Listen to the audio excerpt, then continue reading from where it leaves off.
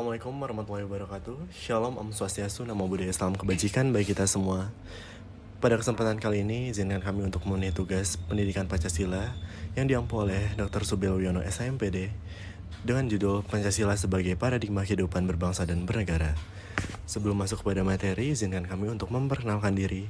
Perkenalkan, nama saya Muhammad Alfis Rafi Fawas dengan NPM 243040046 sebagai moderator bersama rekan saya Fauzan Muhammad Lutfi dengan NPM 243040043 sebagai pemateri.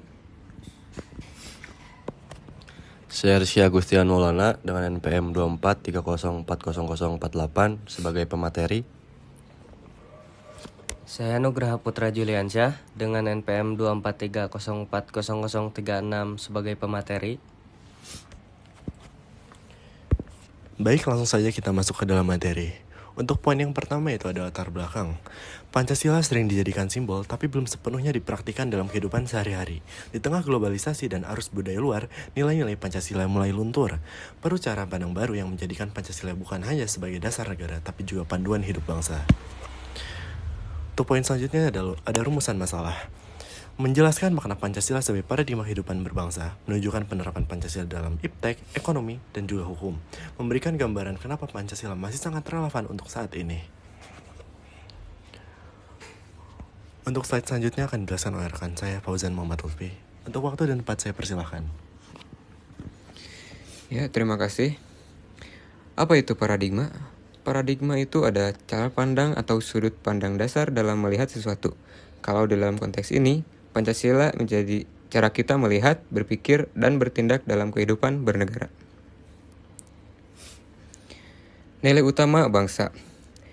Pancasila lahir dari nilai-nilai asli bangsa Indonesia, merangkum nilai agama, budaya, dan kebijaksanaan lokal. Tercantum dalam pembukaan Undang-Undang Dasar 1945 yang menjadi dasar hukum tertinggi di Indonesia. Baik, terima kasih untuk penjelasannya. Untuk poin selanjutnya tentang Pancasila dalam iptek dan juga ekonomi yang akan dijelaskan oleh rekan saya, Rizky Agustian. Untuk waktu dan tempat saya persilahkan. Baik, terima kasih. Pancasila dalam iptek. Iptek bukan cuma soal teknologi tinggi, tapi juga harus punya etika dan tanggung jawab. Harus berpijak pada nilai kemanusiaan, keadilan, dan kebermanfaatan. Contoh, teknologi kesehatan untuk semua, bukan hanya yang mampu. Pancasila dalam ekonomi menolak sistem kapitalis murni yang hanya memikirkan untung, dorong sistem ekonomi kerakyatan, adil, merata, dan berpihak pada rakyat kecil. Pemberdayaan UMKM, koperasi, dan ekonomi desa jadi prioritas. Baik, terima kasih untuk penjelasannya. Selanjutnya ada Pancasila dalam hukum yang akan dijelaskan oleh rekan saya Nugraha Putra. Untuk waktu dan tempat saya persilahkan. Baik, terima kasih. Pancasila dalam hukum.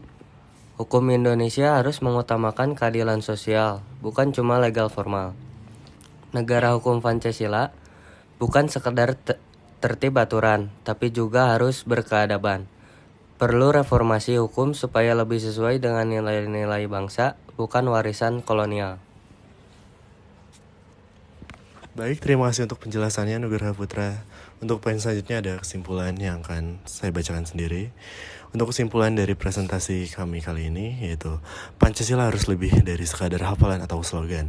Jadi paradigma hidup atau merupakan nilai Pancasila hadir dalam pikiran, kebijakan, dan perilaku kita. Kalau mau Indonesia kuat, Pancasila harus dijadikan fondasi dalam segala aspek. Baik, untuk kesempatan selanjutnya kami akan mengadakan sesi tanya jawab atau perdebatan. Untuk waktu dan tempat saya persilahkan.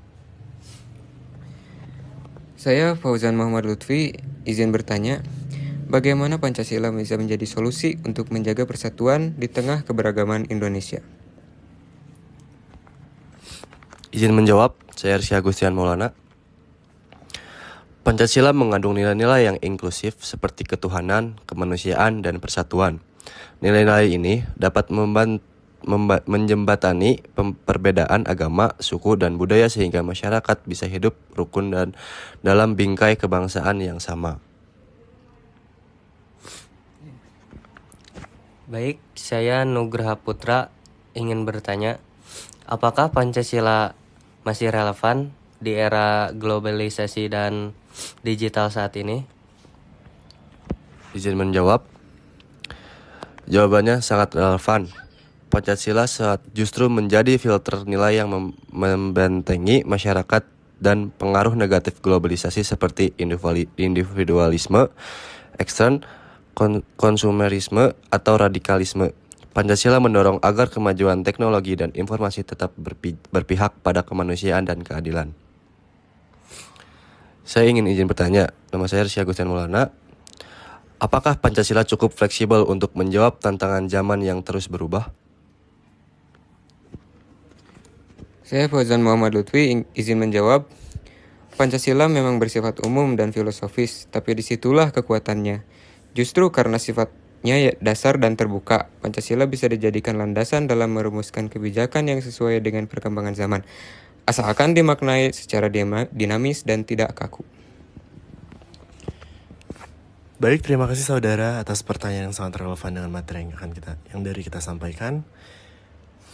Saya sebagai moderator akan menarik kesimpulan kembali untuk menegaskan dari sudut pandang yang telah disampaikan oleh para pertanya dan juga para penjawab.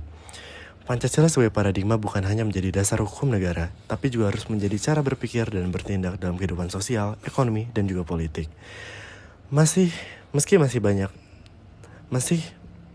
masih ada tantangan implementasi, nilai-nilai Pancasila tetap relevan sebagai panduan moral bangsa. Kunci keberhasilan terletak pada komitmen nyata dari pemerintah dan masyarakat untuk menghidupkan nilai-nilai itu dalam tindakan sehari-hari, bukan hanya dalam wacana. Baik, sekian presentasi dari kami. Mohon maaf bila ada kesalahan kata. Semoga penjelasan dan pemaparan dari kami menambah wawasan bagi saudara-saudara semuanya. Wassalamualaikum warahmatullahi wabarakatuh.